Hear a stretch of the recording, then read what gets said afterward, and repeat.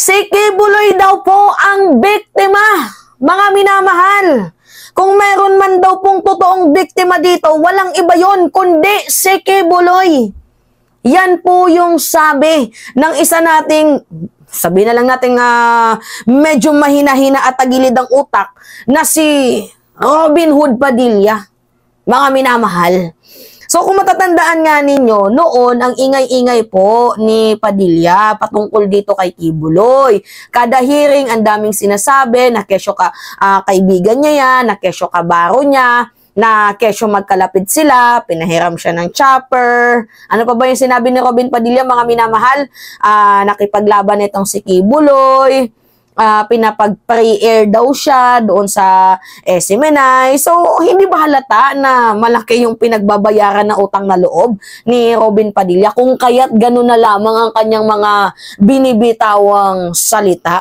At dito po talaga ako naloka, mga minamahal, sa binitawan niyang salita noon na gusto ko bawiin niya. Gusto ko bawiin niya yung sinabi niya na yan at mag-sorry siya sa mamamayang Pilipino, sa mamamayang Pilipino. So ano nga ba yung sinabi ni Robin Padilla noong March 7, 2024 nung nagkaroon po ng sinagawang hearing at biglang nagpa-press-con itong si Padilla. So ngayon, ang sabi ni Padilla noon, si Kibuloy ang biktima. Ang totoong biktima daw po dito, mga minamahal, si Kibuloy. Biruin mo, Marso to nataon pa ito sa buwan ng mga kababaihan. Tapos ganyan yung sasabihin mo, Women's Month. Mga minamahal, Marso, Women's Month yun. Tapos ganito yung maririnig naming salita. Dinidepend mo ang isang rapist, ang isang human trafficker, ang isang human rights violator, di umano? Tama ba yun, Robin? As a number 1 senador ka pa man din, na dapat tagapagtanggol ka ng mga voiceless, ng mga powerless, mga mahihirap na mamamayang Pilipino. Wala Sabi nga nila, kung saan nakinabang, doon yung simpatsya. Wala talaga tayong magagawa, mga minamahal. Siya na din mismo yung umamin na pinag-free air daw siya ni Kibuloy sa SMNI, na pinahiram daw siya ng chopper nung panahon ng eleksyon. Naging mabuti daw sa kanya si Kibuloy. Hindi natin masisisi, mga minamahal, kung si Kibuloy mabuti sa kanya, tapos masama si Kibuloy sa iba. Pero ito lang yung ibig kong sabihin, hindi di porket naging mabuti sa iyo, ay mabuti na siya sa lahat.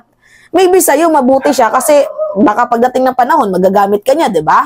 Hindi natin alam yung panahon, hindi din natin alam yung pagkakataon. So ngayon, sabi dito, mga minamahal, Senator Robin Padilla describe embattled preacher Apollo Kibuloy as a hero. Hero pa ngayon ang andipugal.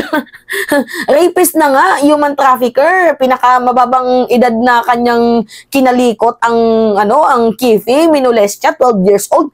Matatawag mo pa bang hero yun, Robin? Kaya nga sabi ko sa inyo, mga minamahal, gusto ko bawiin niya.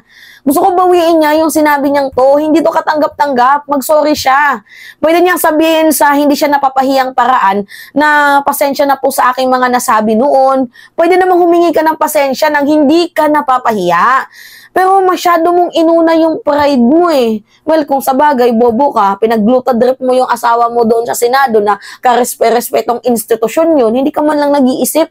Minsan ka na nga lang mag-isip, hindi pa talaga pinag-iisipan. May kukuti ka ba? Kakainis no?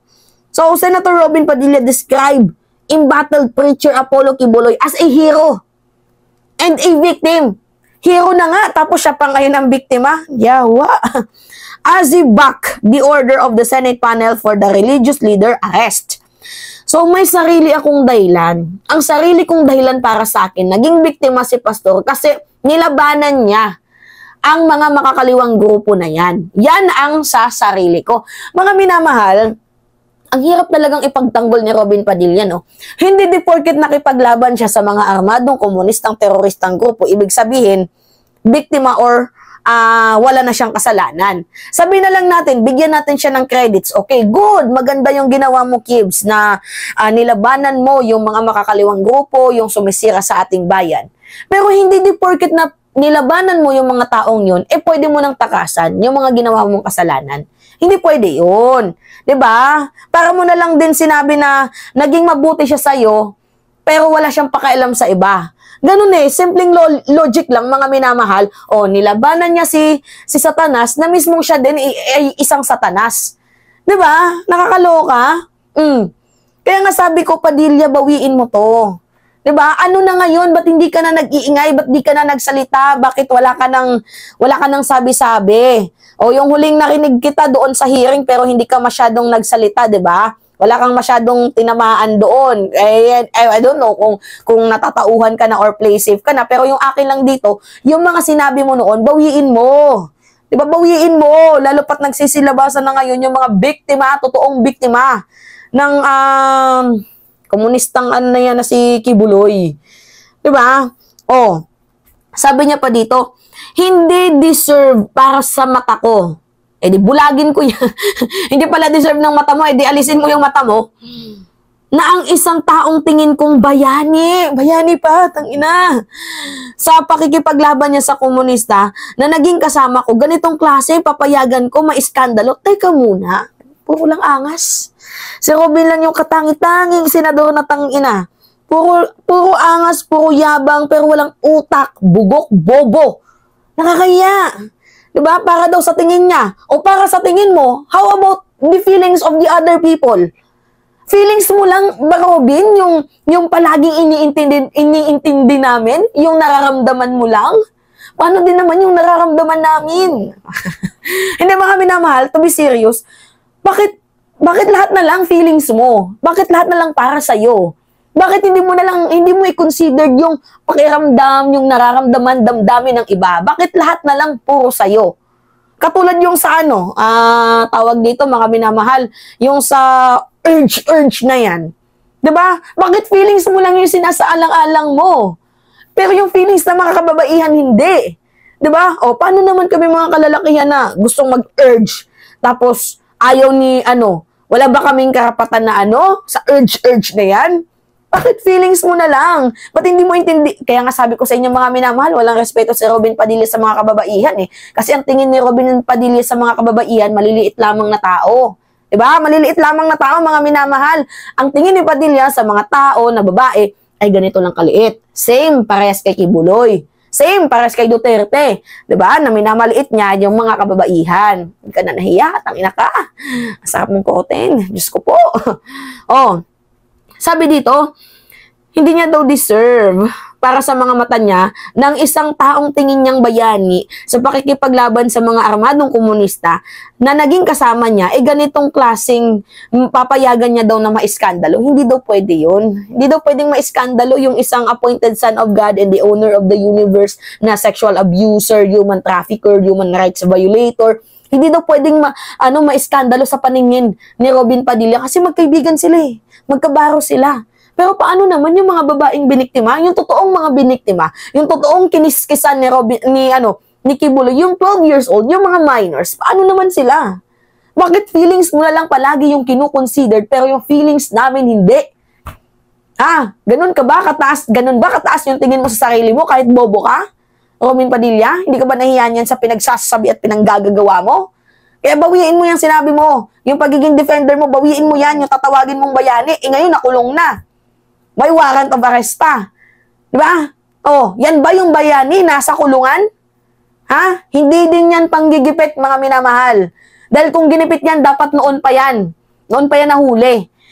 Dinaan siya sa rule of law. Dinaan siya sa due process. Dinaan siya sa tamang proseso. Tapos sasabihin nyo, ginipit? Walang ginigipit, mga minamahal. Diba? Patunayan niya yung sarili niya na malinis siya. Ganun lang kasimple. Yun. Tapos may lumabas mga minamahal na not guilty, pledge not guilty. Mga minamahal, simple lang naman unawain yun. Alangan naman sabihin niya na guilty siya sa mga akusasyon sa kanya. Diba? Hindi niya sasabihin yun. Kasi may mga lumabas na balita na pledge not guilty. According yun sa kanya, sa sarili niya. Hindi siya guilty. Kasi mga minamahal, pag sinabi niyang guilty siya, wala na, tapos na yung issue. Kaso sinabi niya na hindi siya guilty, sa sarili niya yon. Kaya naibalita na hindi daw siya guilty. Pero yung totoo mga minamahal, haharapin niya pa yung korte according dito. Kasi pag pa siya, lilitisin pa siya mga minamahal. Diba? Humarap na yung mga alias Amanda, humarap na silang lahat ng mga inabuso ni Kibuloy. Yung pledge not guilty na yun mga minamahal, according yun sa kanya. Kasi alangan naman aminin niya yung kasalanan doon. Eh, alam niyo naman itong si Kibuloy, matigas din yung bungo. Ayaw din atang makulong ng lifetime imprisonment. Kung kaya't gano'n na lamang yung kanyang mga pinagsasabi, gustong tumakas sa batas. Pero you cannot run or hide the law.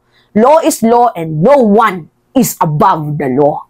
So, yun po, mga minamahal. It's me again, si Mima Alicia nyo, at nagbabalik ulit para sa ating panibagong video.